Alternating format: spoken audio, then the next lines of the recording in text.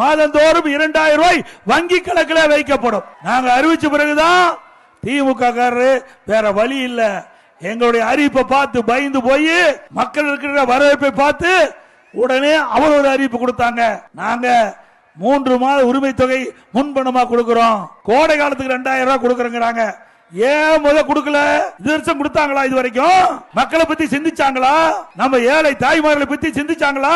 தேர்தல் வருது, அதனால அவருடைய வாக்கு தேவை. பிப்ரவரி மார்ச் ஏப்ரல் கொடுக்க வேண்டிய உரிமை தொகை முன்பணமா கொடுத்தாங்க. கோடை காலத்துக்கு 2000 ரூபாய் கொடுக்கறாங்களாம். இது வரைக்கும் வெயிலே வரல, தமிழகத்துல கோடையே வரல. இந்த ஆட்சி வந்த பிறகு 22வது வருஷம் கோடை, 23வது வருஷம் கோடை காலம், 24வது வருஷம் கோடை காலம், 25வது வருஷம் கோடை காலம். அப்பொழுதெல்லாம் இந்த ஏழை தாய்மார் கண்ணுக்கு தெரியல ஸ்டாலினுக்கு. இப்ப தேர்தல் வருதுனால அந்த கோடை காலத்துல 2000 ரூபாய் கொடுப்பேன் என்று கொடுத்திருக்கிறார். உங்களுக்கு சும்மா கொடுக்கலீங்க, உங்களுடைய வாக்குக்கு விலை பேசி கொடுக்கப்பட்ட அரசாங்கம் திமுக அரசாங்கம்.